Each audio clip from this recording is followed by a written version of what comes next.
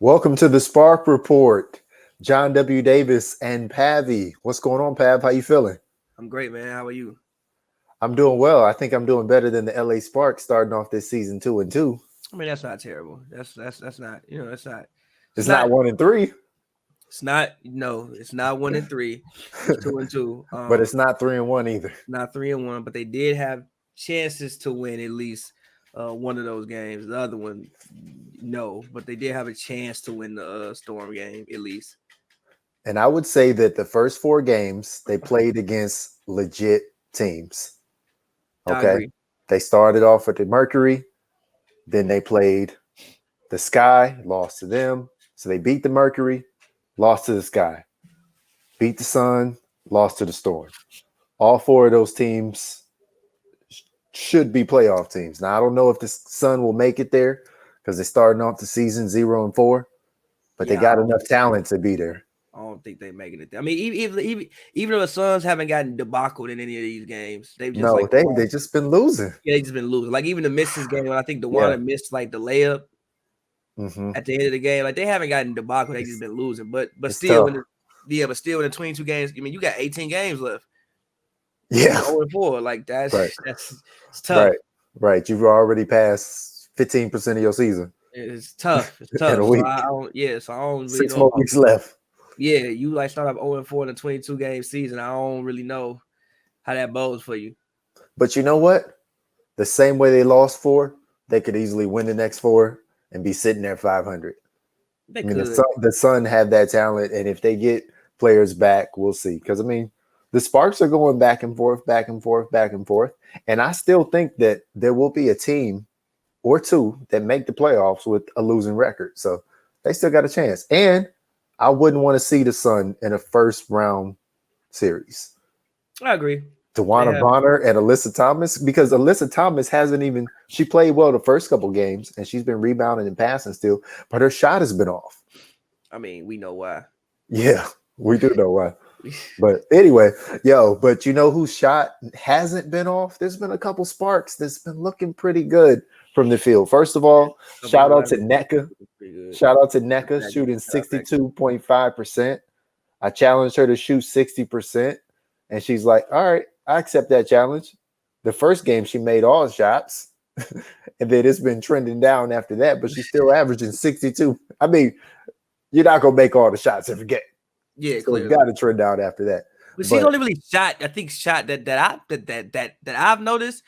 I think the only game she shot, quote unquote, bad was maybe the Seattle game, but she still didn't even really shoot bad in the Seattle game. Yeah, she's only had one game that was like significantly below 60%. Yeah, and that's still not bad. Like if you're shooting 49%, that's not bad. It's good from the field. Right. I mean, I'll take that from most players. I've been impressed with Candace Parker. I'll say that. And I want to start talking about her, though. I want to start off this, really getting to the Sparks, talking about Candace Parker. I've been impressed with her health. And what most importantly, I've been impressed with her intensity on defense. Yeah, I don't know about that. Shout out Candace, but the game against Seattle, Jordan Canada consistently penetrated.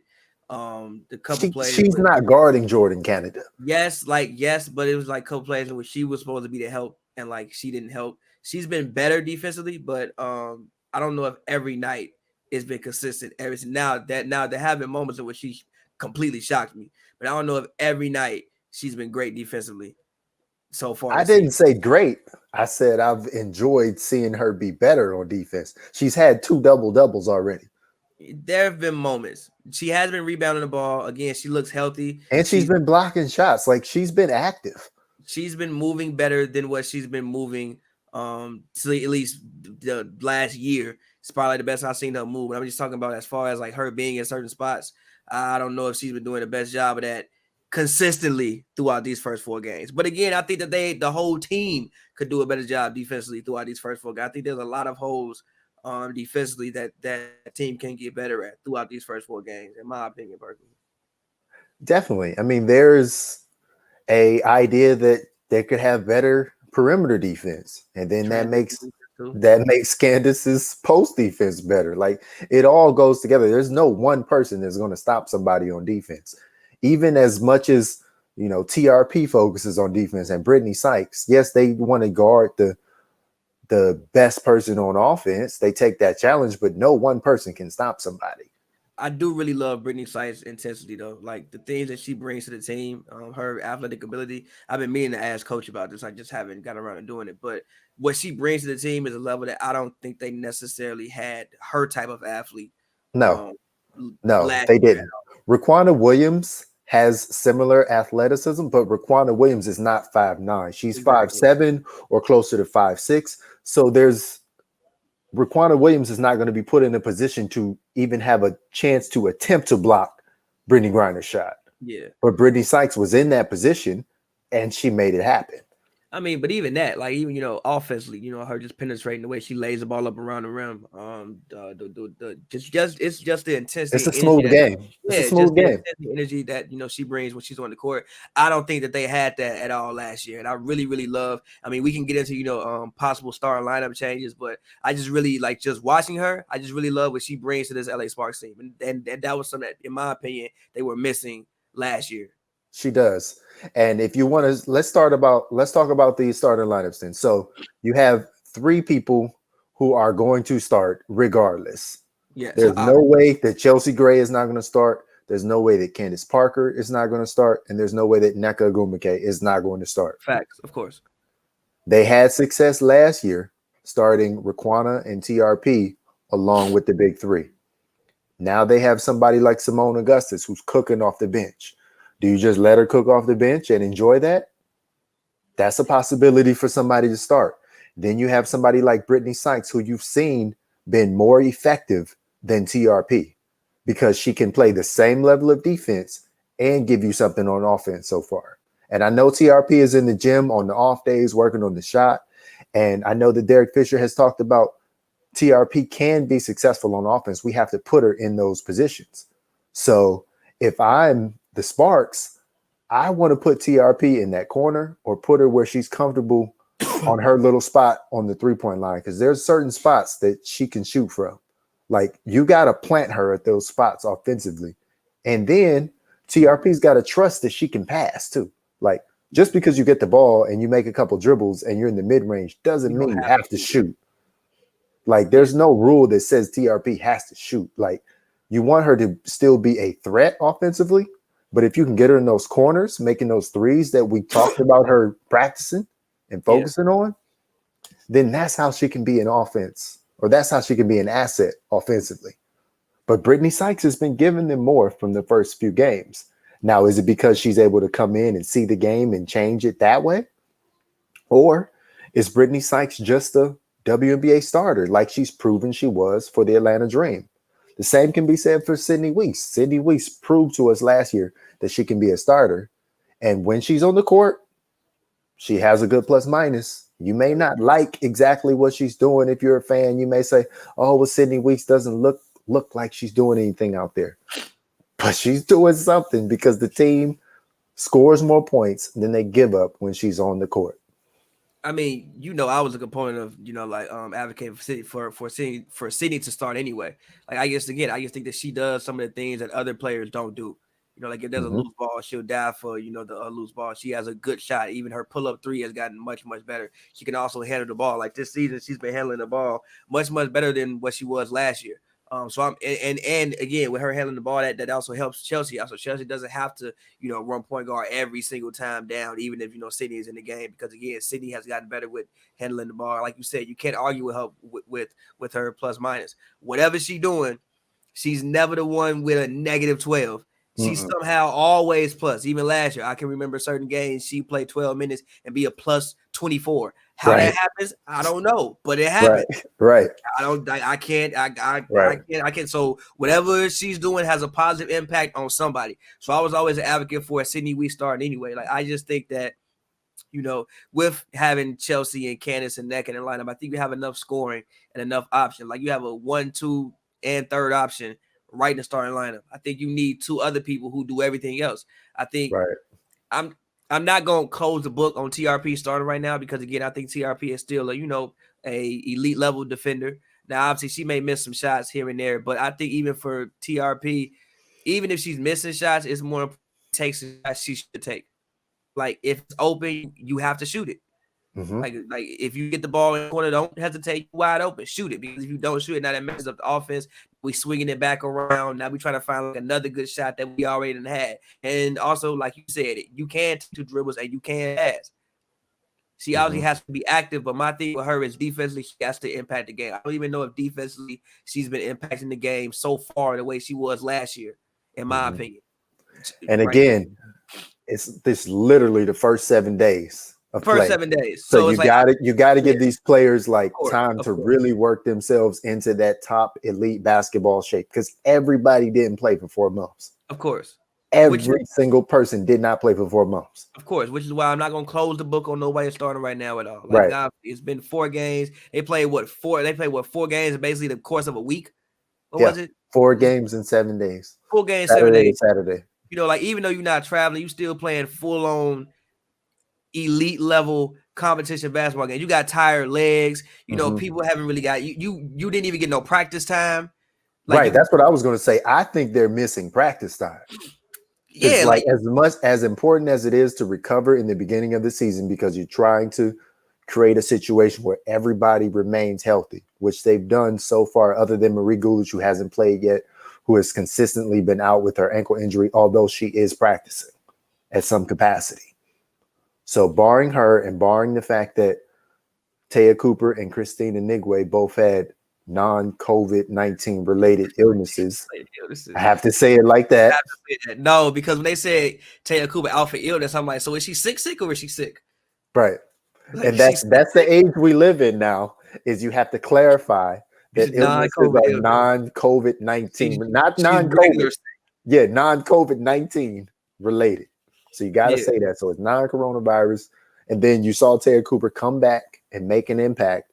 But yeah, like, I don't see a situation where, unless Chelsea Gray needs to sit out, that Taya Cooper is going to start. But I can see situations where any of those 3 people you mentioned, you can make a case for Sydney Wee starting. You can definitely make a case for Brittany Sykes starting, and you can make a case for Simone Augustus starting. But I love Simone off the bench though, because Simone Augustus versus second team, that's buckets. I don't want to change that. If I'm them, I don't want to change that. But I may consider, like you've been mentioning, and I asked her about it beginning of the season, because I thought there was a possibility that out the gate, you might just want to start Brittany Sykes and TRP and have 2 elite level defenders out there to start. So that was my first inkling, is like, well, maybe Raquana comes off the bench so they can start Brittany Sykes and TRP at the same time, and it could be double trouble on the wings with those defenders. I mean, again, because they got enough offense in the starting lineup. As I've said so much, when it comes to Raquana, it's not like she can't start. I think she's obviously an elite level scorer. It's just that players like her, historically, in my opinion, I think are better served coming off the bench, because when I don't want Raquana thinking about anything besides getting buckets. Now, granted, she has been moving the ball around. Yeah, her offensive rhythm has been a little off at times. It has. It was good in the last game because she started thinking about getting buckets because the team needed her to score. It was, but even there was certain points like the last game where I remember like she had a 3 where like normally Raquana would shoot this 3 and then she just like doesn't and like moves the ball around. And I don't think they scored on that possession either. She didn't, but then after that she started taking those shots and she started making the majority of them. Agreed, but it's just certain things like that let me know that you're thinking a little bit too hard.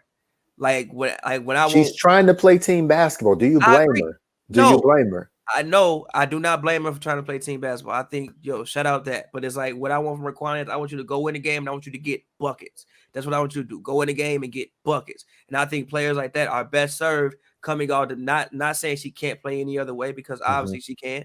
I think players like that are best served coming off the bench. And personally, in my opinion, like I said, like you said, I think you have enough scoring in the starting lineup. Like you got NECA, you got Candace, you got Chelsea. All people who can realistically score 20 points. Am I wrong in saying that? No, you're not. So that's 60 points. Raquana can score 22. Of course. So that's 80 points. You got 60 points in your starting lineup. And Simone Augustus can too. You got 5 20-point scorers, honestly. outside of those first couple games when everybody was scoring 100 points, realistically, they not averaging 100 points most games. So No. basically you got 3/4 of the points you're gonna need hypothetically in like the best case scenario in the starting lineup. You don't need more and more scoring. You need people who are going to do it, who are going to do everything else. That's why I was an advocate for City. Like I said, not to go back to a plus minus, but for whatever reason, it's always high. I don't know why it's always high, but it's always high. That says something to me. Put on the court. It's high because the spacing she can provide. You can't leave her. You can't leave her, and then she can allow everybody else room to do what they do. Sydney Weiss has no problem getting out the way and letting Chelsea Gray go to work, or she has no problem bringing the ball up so Chelsea Gray can get at the rim from a different angle. She has no problem taking a pass from NECA driving or Candace driving and knocking down those shots. So she's the perfect player to play with people of that level. Like, she's the perfect player to play with, like the 5-tool players. You know, in baseball, you got the person who can do it all. Yeah. That's the perfect person to put next to Candace Parker, who can do it all. And I want to bring that up too, because, you know, we talked to NECA after the last game, and Chris Camello, shout out Chris Camello from Nightfall Media, he asked NECA for an assessment on Candace Parker. And this was NECA's answer, and I'm going to paraphrase. She said, "We know that Candace Parker can do it all, but what I talk to her about often is that she doesn't have to do it all. We know she can do it all, but she doesn't have to do it all." So I say that to say, I love how Candace Parker is playing on defense this year, because comparatively to last year, I think it's steps above. Obviously, it can be better. What'd you say? She has been competing more on that. Right. So that's why I said I loved her defense more than her offense. There's just sometimes where you see that Candace Parker is so talented that, like, I see like a one-handed pass instead of a two-handed pass, and it just gets there a little off. Or she's so talented and she has those long arms and that wingspan that she can go in there and make those, you know, even with her offhand, those one-handed, left-handed runners. And sometimes she gets them down, but sometimes she misses and she doesn't get a foul call. And it's just like, well, we probably could have got a better shot than that. So I think that's kind of where NECA is coming from. Is like, we know that you are, that's the thing. Like, they know that Candace Parker can be the best at every single thing on that team. Like, I've talked about this before with you. I think Candace Parker can make passes that Chelsea Gray cannot make because she is 6'4" compared to 5'11". So if Candace Parker can arguably be just as good or better passer than Chelsea Gray, then she can dang near do everything else on the court better than every other player. But she's got to keep it simple. You see how simple NECA plays her game? Yeah, but that's why she's successful. Like, she really imagine if Candace Parker played her game that simple. Yeah, but that's not really her. Like, she has. It's not her, but why not? Yeah, but Candace, like, yeah, but when you do that, you would kind of like take away from some of Candace's versatility. And like, you love her because, again, she is so versatile. Like, NECA, she is I do this and I do this well. She don't even, the reason why she shoots 60%, she don't even shoot shots she shouldn't shoot. I never seen NECA ever shoot a shot that she shouldn't shoot. Right. Why can't other players do that? Because there are players on the team who I do think do that. Like, I think that, for instance, Sydney. I don't think Sydney, for the most part, doesn't take shots that she shouldn't shoot. Even like a TRP, for the most part, I don't think she takes shots that she shouldn't shoot. I think sometimes she doesn't shoot shots that she should shoot, but I don't think she ever takes shots that she shouldn't shoot. Candace, the way her game is, like, you have to allow her freedom. You have to allow her freedom to be her. Now, yes, there are certain times where she can rein it back some. Like, yo, you could have just made a regular chest pass. You didn't have to make the little one-hand pass. You didn't have to do that. Or even when, you know, like 3 or 4 of those against the Storm. Yeah. Or like, I'm watching this game and I'm like, okay. Yeah. Or like even when she caught it with one hand and like put it back up, it's like, you don't, have to do that. You could have like caught it and did like, but that's just Candace. You have to allow her the freedom to be her. And I don't think you want to like rein her in too much. Now, obviously, at certain times in the game, certain spots where it's like, yo, it's under 2 minutes left. Let's keep it simple. But it's like you don't want to rein her in too much. You have to allow her freedom and creativity to be her because that's who she is. She's also in year like what, 15 now? No, not that many, but she was drafted in 2008. So it's what year, 13, 12, 13? Yeah, something like that. Like you're 13 now. But here's my question then. So you talk about allowing her all this freedom of creativity, and I can definitely say without a doubt that Candace Parker is back in this 2020 season. But with that freedom of creativity you're talking about, do you think that's because she's too talented? Yes. I think that's what happens to a lot of players who are too versatile.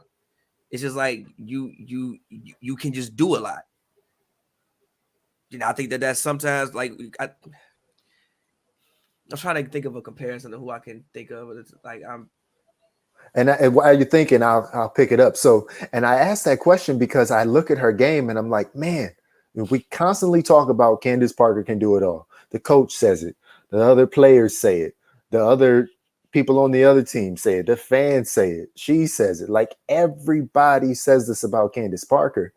And then I see that, you know, there are times when Candace Parker is on the court by herself, when her role is to be in the positions that Nneka Ogwumike is in. And I see how Candace Parker gets such easy baskets when she just plays simple basketball, uses her 6'4" height with a wingspan that is clearly way more than 6'4". And she, like Candace Parker could average 12 and 10 if she didn't do anything but stand in the positions where Brittany Griner is on the court. Yeah, but if she literally just got inside and played big and just put her hands up and played center. I mean, yeah, she like had 12 and 10. She had 12 and 10 and 2, and she would shoot 55%. And yes, it might be boring, but the Sparks would win 2 out of 3 games with her playing like that. Yeah, yes, but at the same time, I like her handling the ball. I think that her handling the ball, especially when that's how you get turnovers, though. I mean, you're not wrong, but that's also how you put other people in mismatches. That's how you get some of the more amazing plays when she is handling the ball. So it's like I don't want to just strap her like, yo, you're gonna go down there and you're gonna play center. Also at the same time, I don't want to say it's like you can sometimes take a beating being in that position. Sometimes being down on the block. I'm not saying all the time. I'm just saying that when Candace Parker is in the game by herself, because there's going to be some times that Candace Parker comes out first. There's going to be other times that Nneka comes out first. And at that point, I think that if Candace Parker took on the role and played the way that Nneka plays, there'd be like 2 or 3 easy buckets and 3 or 4 rebounds. And that could help if that happens 2 times a game.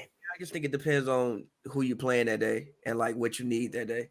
I think sometimes what you're saying is true, like yes, but also I think sometimes Candace would have an advantage taking some of the less mobile bigs out on the perimeter and making them play. She does. So again, I just think it depends on matchup. I do agree with you. Like yes, some games is like yo, if you have somebody who's like 6'1" on you or like a little bit light or like not the best defender, yeah, take her down there, do a little hook shot. You good. I mean, that's why she was able to do so well against the Mercury, because she was being guarded by Turner a lot of the time. She had success against her last year. She had success against her this year. Like there's certain players that Candace Parker is just gonna cook. Okay. But then when she was playing against the Storm, like Natasha Howard was gonna D her up for a while. And yeah, she was able to get off on her a couple times, but like you got to respect that Natasha Howard is guarding you. But if you're in a position where all you got to do is bank it in off the backboard, I mean, Natasha Howard can't stop 2 points like that. I mean, like we talking about you got to get position though, like Natasha Howard. We all talking about the former what actually the reigning defensive player of the year. We are get position on her, and also don't sleep on Breanna Stewart. Breanna Stewart can play both ways too. She can. That's why she was player of the week. So shout out to Breanna Stewart, player of the week. and Maisha Hines-Allen, Player of the Week in the Eastern Conference. Yeah, so like, yeah, that's easier said than done. Like, It is. yeah, It is. like, It yeah, is. if you get that close to the rim, you can, but you got to get position to get down there first as well. So just want to mention that too. I mean, sometimes it's as simple as making those cuts because think about how often NECA gets those great baskets from Candace Parker when they're doing the high lower, from Chelsea Gray when they're doing pick and rolls and all the different things that they do. Or even when Candace Parker's doing pick and roll with Chelsea Gray. Think about those easy baskets when all Candace has to do is lay it up off the backboard.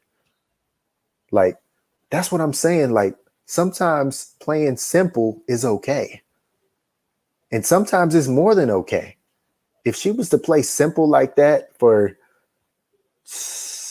20 of her 25 to 30 minutes, that's a little bit, but at the same time, sometimes you got to take a step back to take a step forward as a team.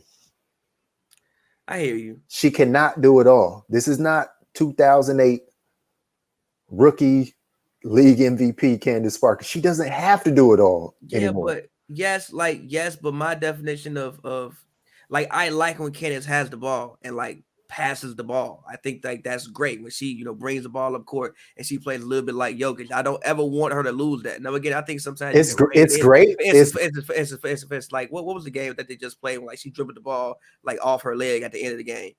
The Storm game. Yeah, the Storm game. Like, like, calm down on that. But again, like, I like when she is at the top, passing the ball or like setting the offense and bringing the big up. I like when she does that. But again, I'm with you. At some points in times, you can like, whoa, really? Then you could run a play there.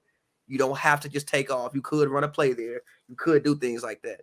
So the reason I say that is because Candace Parker is so versatile that she can get hers different ways.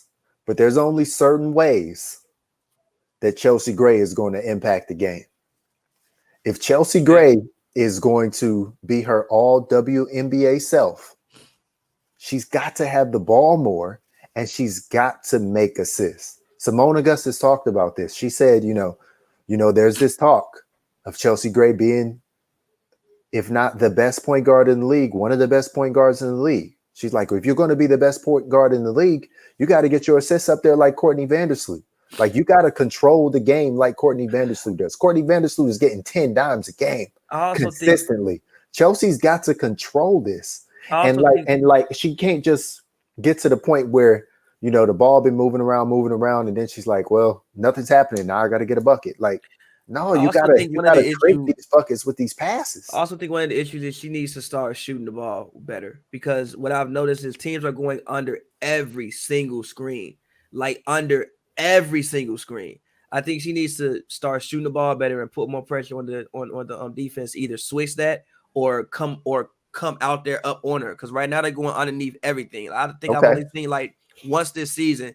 It was when she had a turnover because she just didn't expect it to happen, in which I think they like switched it and like trapped her. That was with the Seattle game. Usually they're going under everything and she's not shooting it. I think if she was shooting the ball more and also it was like she was shooting it better, it would put more pressure on the defense to come out and get her, and then you can run pick and pop and things like that, or even you like have to switch it, then you get a mismatch in the post, and then you would get that mismatch with a Candace, or you would get that mismatch with like a NECA or whoever they're running the pick and roll with. I'm with you. I do think she needs to start passing the ball better and be more commanding of the game, but also I think part of that is she needs to start actually shooting the ball.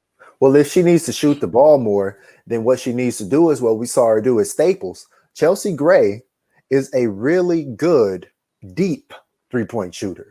You don't have to be right up on the line. Like, if they're going to switch under, and if she's, I don't know, 3 feet behind the line, shoot it. That's what I'm saying. Like, she doesn't have to be right up against the line to shoot. She's proven that she can shoot those deep threes, kind of like we've seen.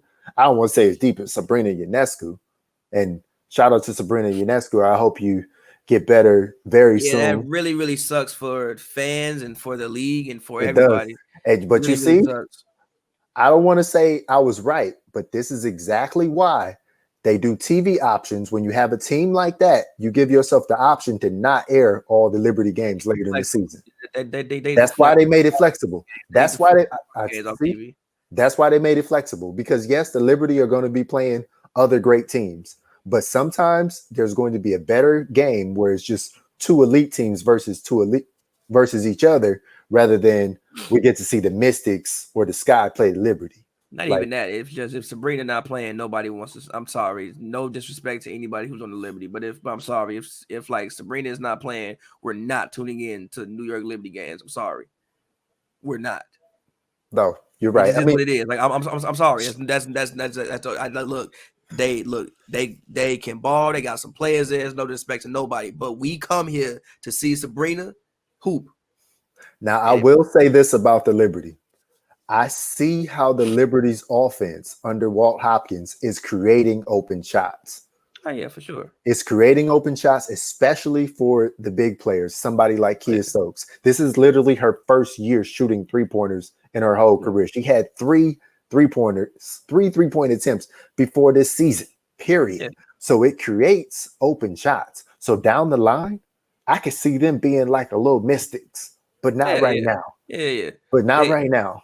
Now, even the way she got hurt, I think when I was watching the game, I was like, yeah, that's a bad pass. And he kind of passed it to her like in traffic. And it just like looked, even the way it just set up, just like looked weird. Like, I'm with you. I think they have the pieces to be a good team in time, but right now they have the system to be a good team. Yeah. I don't know about the pieces yet, because we still got to analyze these 7 rookies they got. Half of them probably not going to be on the team next year, because like they have Asia Durr isn't there. Han Shu isn't there. You know Han Shu is going to be on the team when the owner is Joseph Tsai. He's going to have Han Shu on the team. Like, they're not about to cut a 6'9" player from China. They're not. Yeah, of course. I'm being realistic. Like, they're not going to cut her. It makes sense marketing wise too. Like right. That's what I'm saying. Marketing wise, it makes sense. It makes sense. Keep her. Right. So you're not going to cut her. You want to have that size too. Like, that's a different dimension.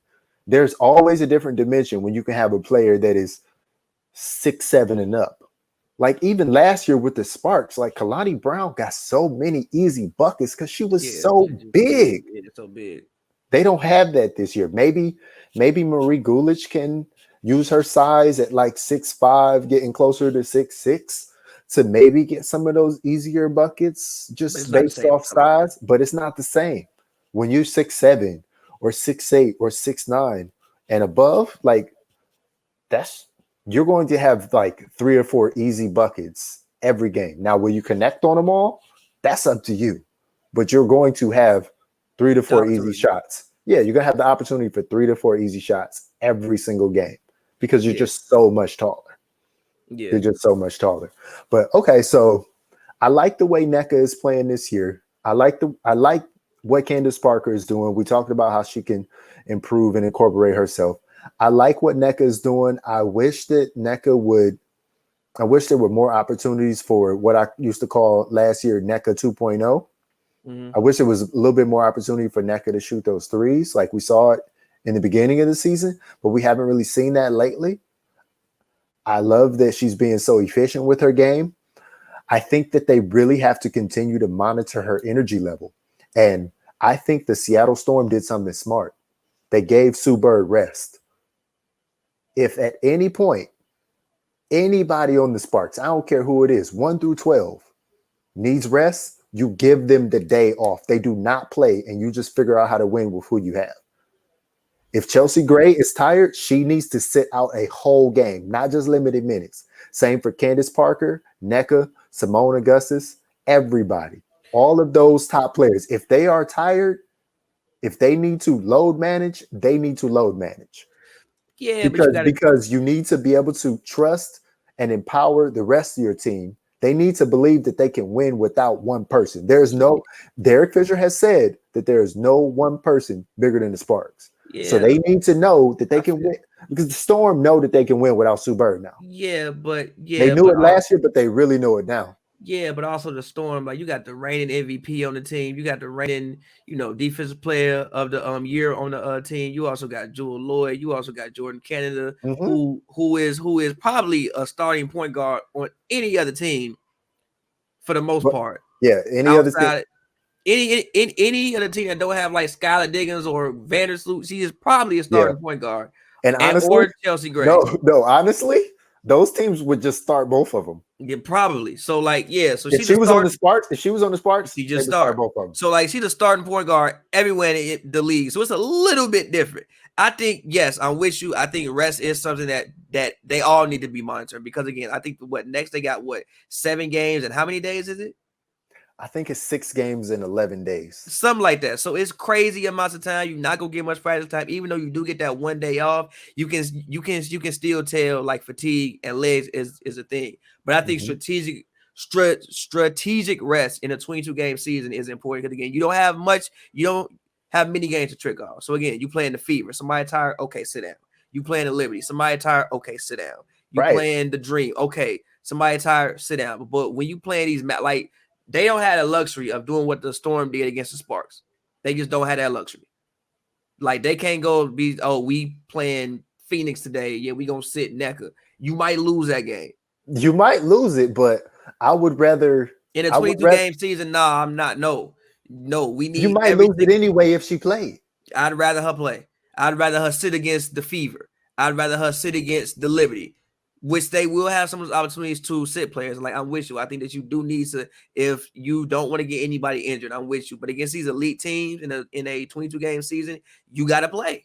Now against the Fever, if we can't beat the Fever without one of you, then that says a lot about the talent that we got on the roster, and we need to reevaluate some things. If we can't beat the Fever, the Liberty, the Dream, some of these teams, there's no disrespect to them. But if we can't beat some of them teams with the Sparks, then okay, we need to have some conversations. I do want to put this on the record. So right now, the Liberty and the Sun are both 0-4. They 0-4. I just want to say this. They got to play each other. So there's no way that both of them are going 0-22. I don't care how bad you think either one of those teams are. They're going to have to play each other at least 2 times. And somebody got to win the game. Yeah, but I'm gonna keep it G with you. The Sun 0-4, the Liberty 0-4 is a little bit different. 0-4. I know. We still talking about the Sun have. But you know what? But you know what? You witnessed how the Liberty can win. What did Zoe B do when you saw her play? Shoot threes. And she made those threes, right? Yeah, but she was just cashing them. Yeah. Okay, yeah, but that's what I'm saying. All it takes is a game like that from somebody, and the Liberty will win. All they have to do is make their shots. I mean, now are they great shooters collectively as a team? No, but there's going to be a day when the Liberty can't miss. They're going to win a game. Now look, they're not going to. They're going to win another one. Now look, they're not gonna go 0-2. I'm not 0-2. 0-22. They're not gonna go 1-21. They're gonna get 5, 6, 7, maybe even 8 wins. For instance, Kia Nurse is even out right now. I even think that Sabrina being there. Nah, Liberty not getting 8 wins, bro.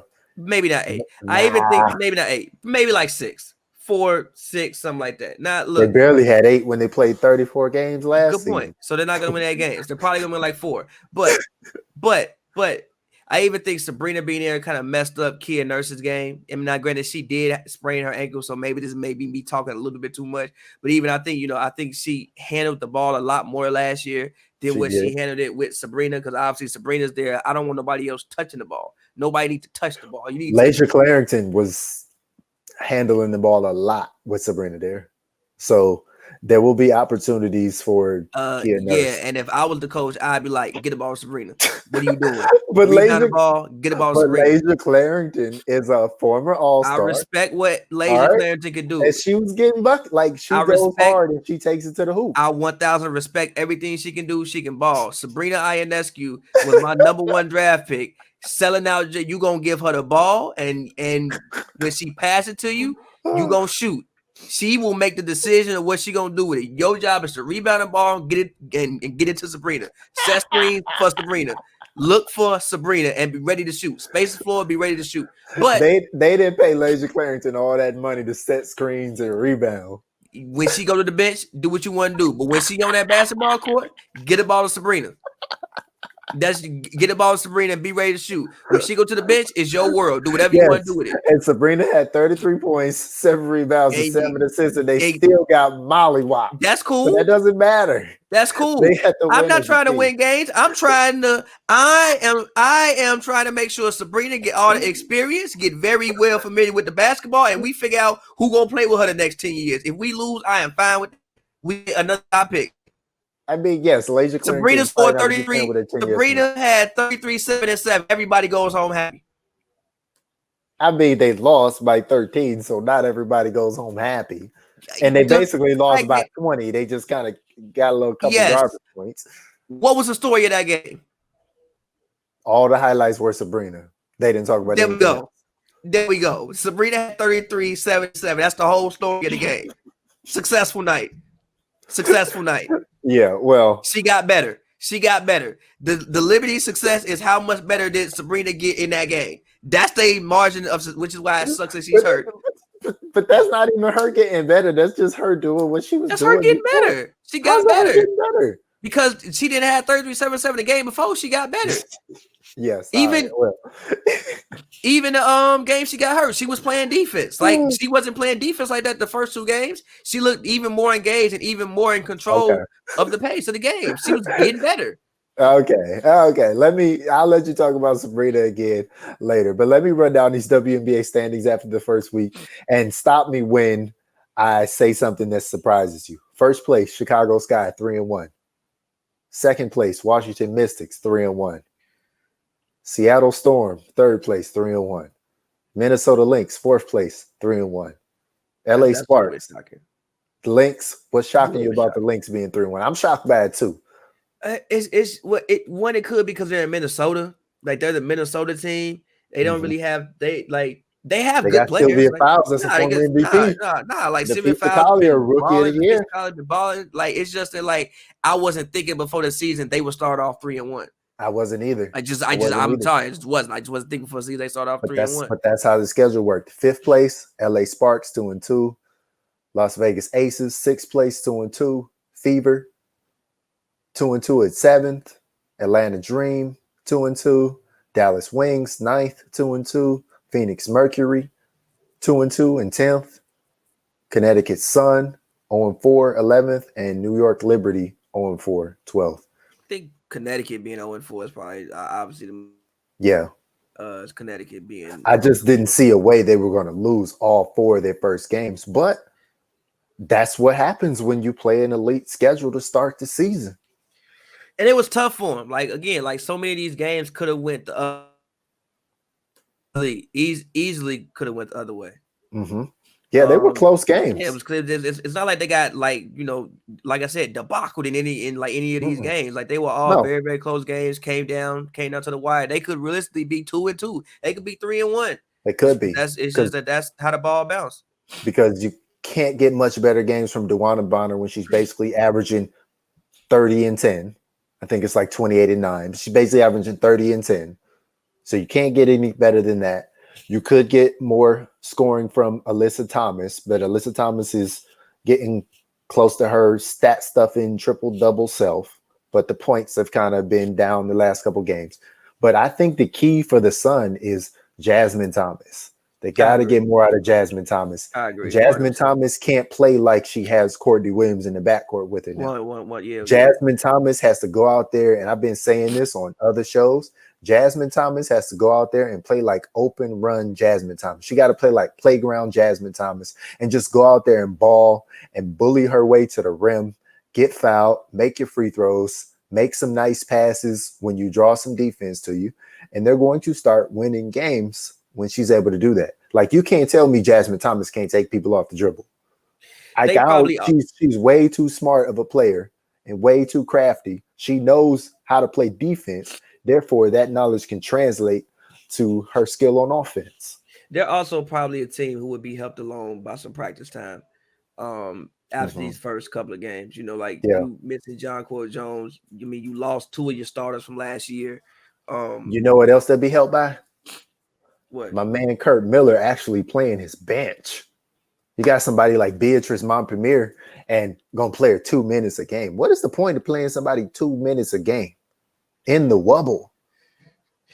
And you know what? And you know what? In those 2 minutes, I could have swore it was Chinea Gumike on the court running up and down there. She looked good athletically running down. I mean, she can run, she can move, and yeah, she may not know how to do everything you want her to do, but I mean, he hands up. But again, that's what practice is for. You get a chance to see other players and be able to trust them more. Like I said, I think that they're a team that would be helped along by practice because of how much they lost. So it's like you got to get reacclimated with people again. Like you asking Jasmine Thomas to do something that she wasn't even doing last year. So here's my question for you. So if the top 4 teams in the league right now, all at 3-1, are the Chicago Sky, the Washington Mystics, the Seattle Storm, and the Minnesota Lynx, would those be your top 4 in the power rankings? Would you have those 4 teams in there? Or would you move somebody up that's on the 2-2 line? Do you think the Sparks deserve to be top 4 right now? No, I don't. Because they didn't beat the Sky.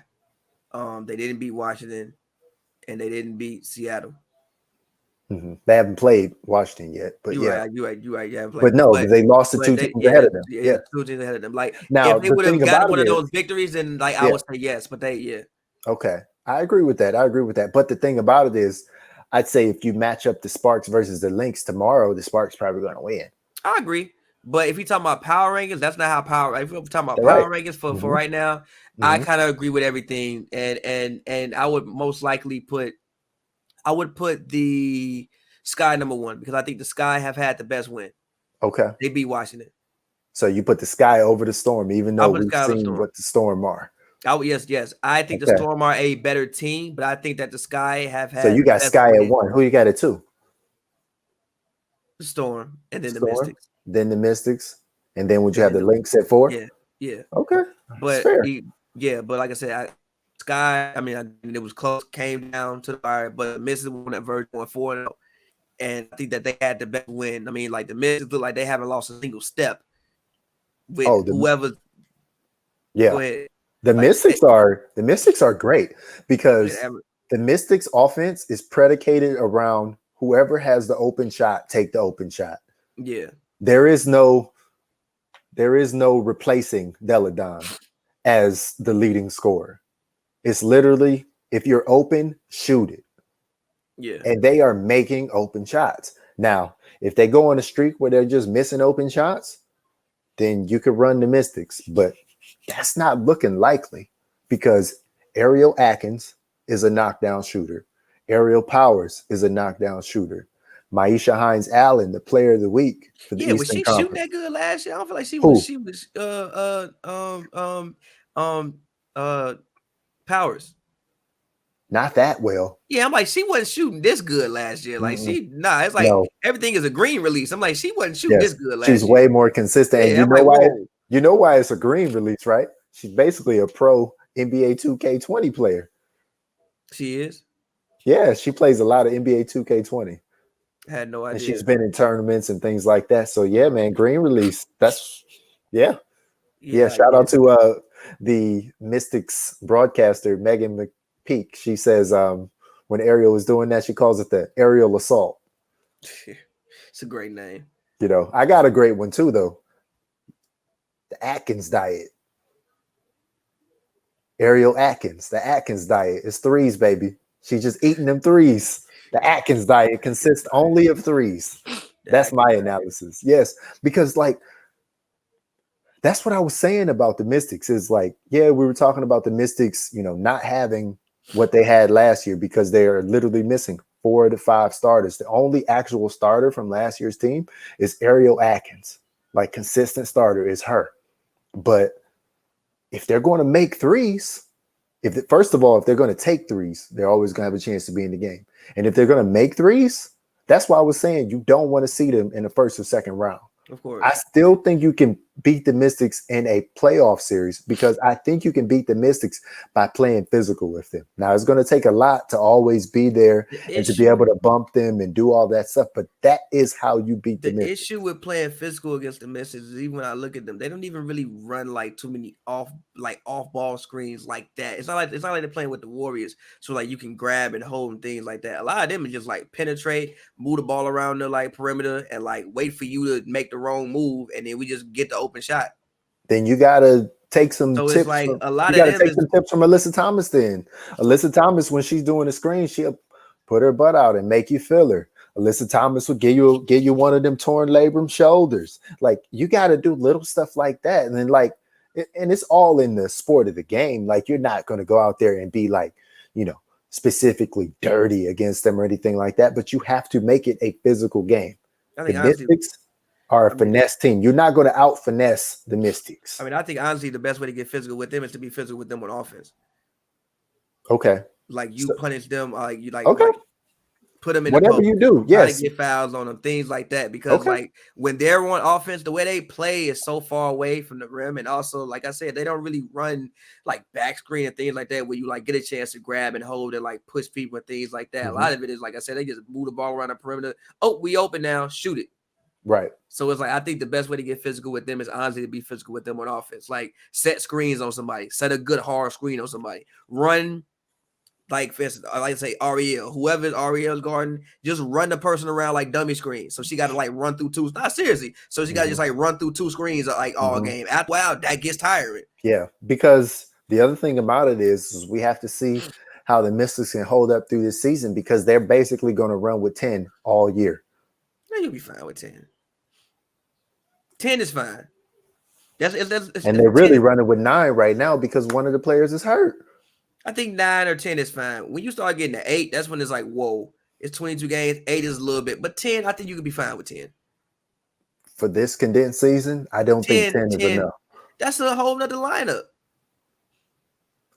It is, but some of those 10 are not the shooters. Like, they got Elena Coates. Like, Elena Coates is not going to come in and stretch the floor and shoot threes like that.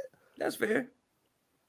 Hawkins is not, the most three-point shooting person. So they really only have Mieseman and Hines Allen as inside players that are really going to come out there and shoot like that. So they can only really play 5 out with them. Like, now, if they want to take Emma Mieseman out and play a 6'1" person and Maisha Hines Allen, the player of the week, if they want to play her at center and just go like crazy, fine, but like, it's only gonna last so long. I mean, she plays bigger than her size, so you could. She does. She plays bigger than 6. Like, I didn't even know that she was only 6'1". I think she might be listed at 6'2", but you know how listed. Yeah, that means she's probably 6 feet. I'll give her 6'1". I'll be nice. Fair. I'll be nice. What do you think about this? So, shout out to my man Matt Ellentuck. He has a newsletter, and Matt is courageous. He shared his MVP rankings after the first week. He says some MVP rankings, but I mean, he has a newsletter, so yeah, they're too early. So that's why I said he's courageous. But this is what he said. So I'll do 5 to 1. Okay. So he says number 5, Sylvia Fowles. Oh yeah. Number 4, Courtney Vandersloot. Number 3, Asia Wilson. Number 2, Breanna Stewart. And guess who his number 1 is in the MVP rankings? Yeah, NECA number 1. DeWanna Bonner. Nah. Let me speak on that. You can't. If your team is 0-4, you can't. You cannot be MVP. You you cannot be MVP if your team is not significantly in the playoffs. I don't even think DeWanna Bonner could be MVP if she could pull this team to 7th or 8th. Yeah, you can't. Now she can be all WNBA. She can be first team in that, and then maybe she can get on the defensive team. With all those rebounds and things that she's doing. Like, she can be lauded as one of the best players, but MVP. Yeah, nah. I mean, it's a similar reason why I said Brittany Griner can't be MVP. Brittany Griner can score as many points as she want to score, but after that first game's performance, when she let 5'9" Brittany Sykes block her, I said she was done. That's So not. Come on. yes, I'm gonna say that every episode. The I'm gonna block. say that every The episode because block I think it's should funny. not be why she's done. She should be done because No, they she's aren't done winning because of the against block. She's done because of the block. That is a low light. If I had to pick a MVP right now, That's honestly, I think would. Before I say, let me look up her stats too, because I have two I'll opinions. say I got one there. I would probably just go back to the 2018 MVP, Breonna Stewart. That was honestly the first person I was thinking because about. that is now arguably the best team in the league. When last year they barely made the playoffs and went out in the second round. Like that's what most valuable player means to me. If I it's had not to rank the best player.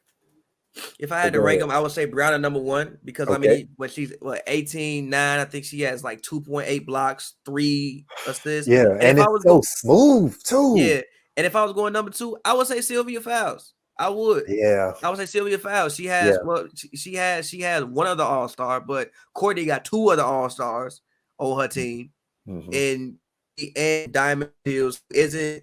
But I mean, she has a knee issue right now, so she's not having a breakout season I thought she would have. She's still been solid, like she's been out there, like but Copper has been really good though. Copper has been filling it. Copper has looked like the Shields on the court. Yeah, she's been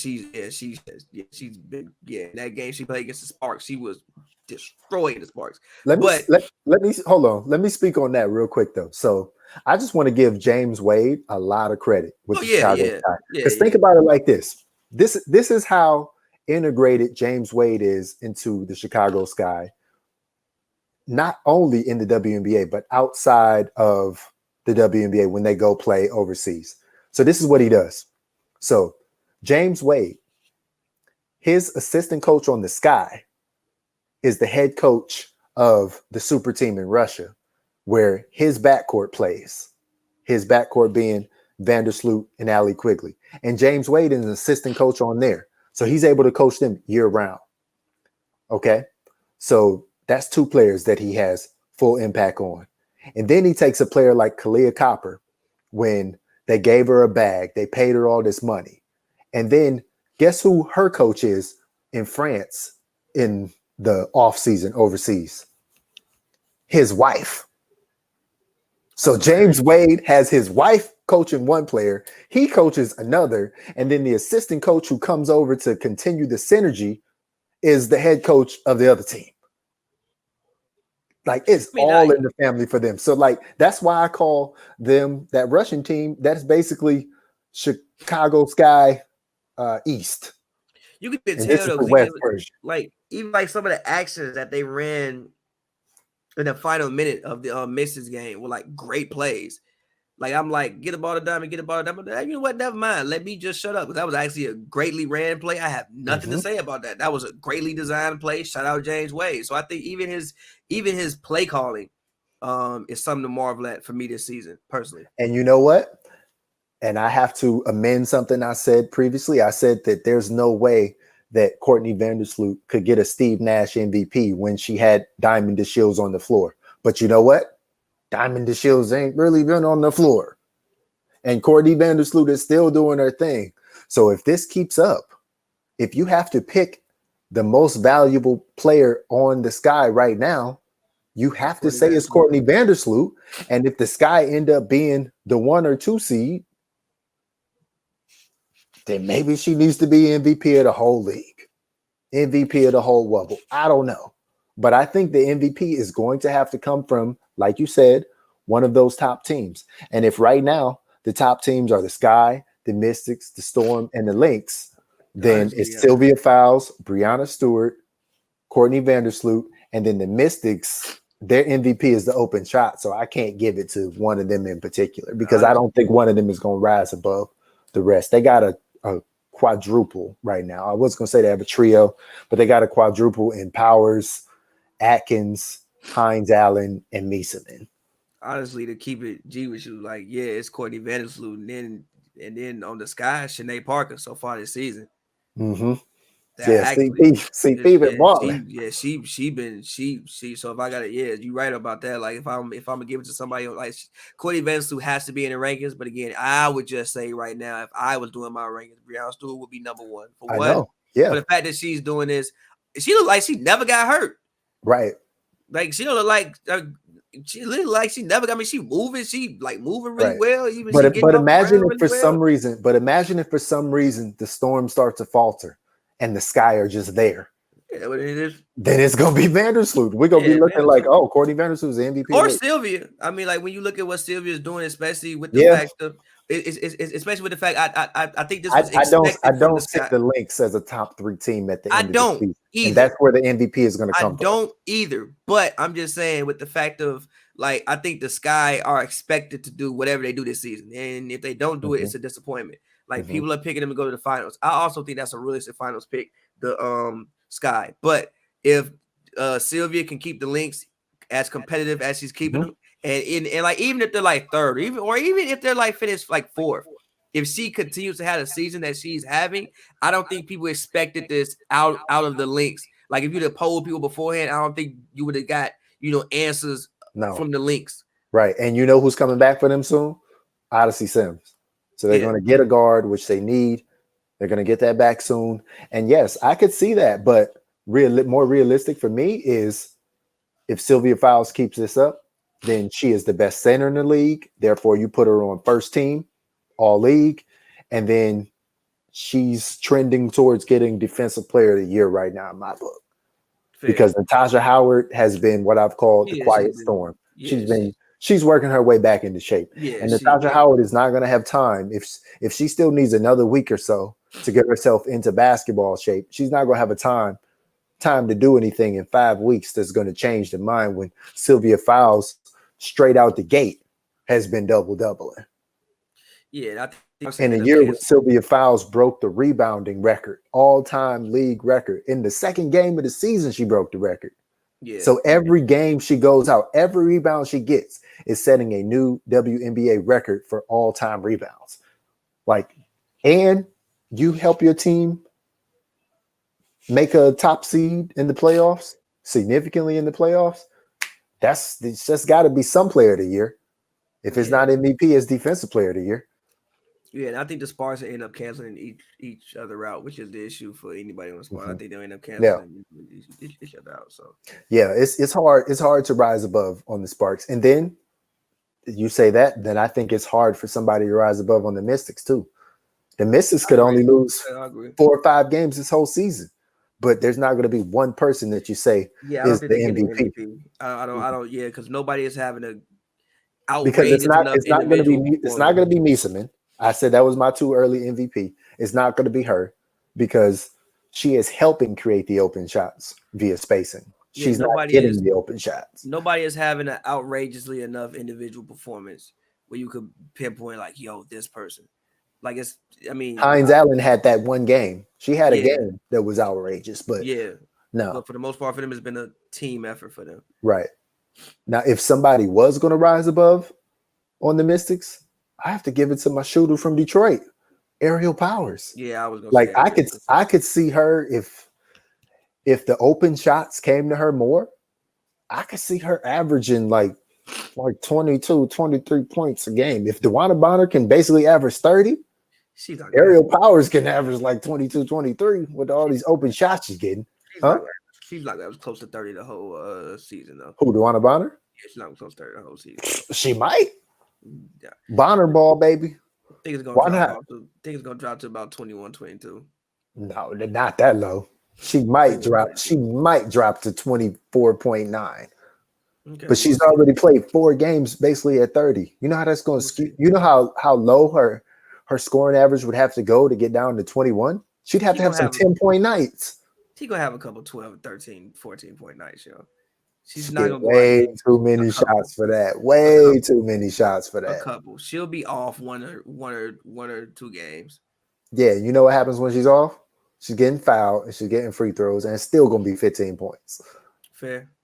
I might give her 1 game below 15 points this season because we're only talking about 18 more games. We'll see. I don't know, man. DeWanna Bonner is cooking. I feel bad for her though, man, because it's all that's going for naught. It's Yeah, not she's going getting for paid. naught. They're It's going in. for naught. It's not going for naught because not like I said, it's not like it's not like they're getting destroyed in these games. They're still in the game. They usually still have a chance to win at the end. They just have to eventually somehow find a way to actually turn these losses into victories. It's going to be hard when everybody is playing 38, 39, 37, 40 minutes a game. It's going to catch up with you. Yeah. It's going to catch up with you.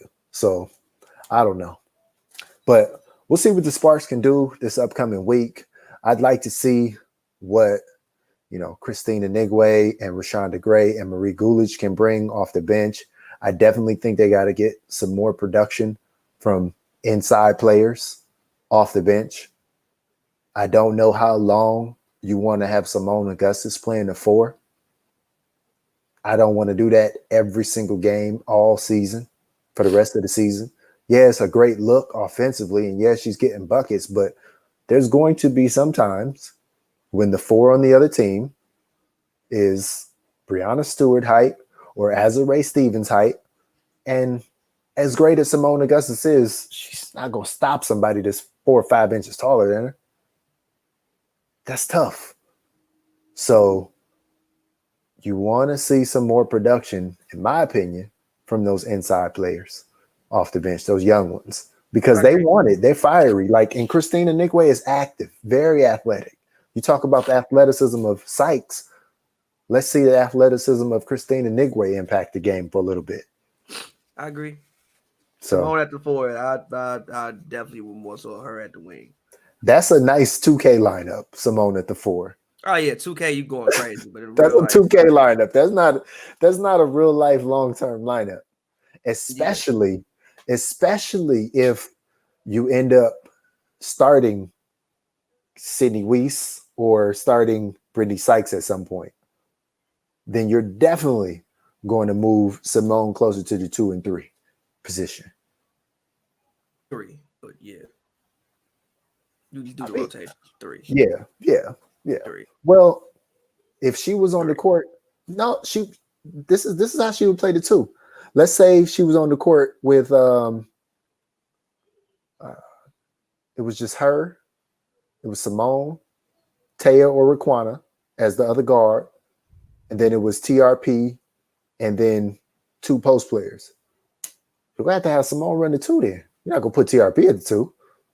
Wait, didn't you just say Taya, Raquana? No, Taya or Raquana. I'm saying if you have one of those as your guard, as your ball handler, and then you have Simone, TRP, and 2 other post players, you got to play Simone at the 2. Yeah, I don't think you run that lineup though. Probably not, because I'd like to see Taya and Raquana. Yeah, I'd rather Taya and Raquana and then put Simone. Taya, Raquana, and Simone. That's some pressure right there. Yeah, I'd rather do that. I wouldn't run out the lineup. But okay.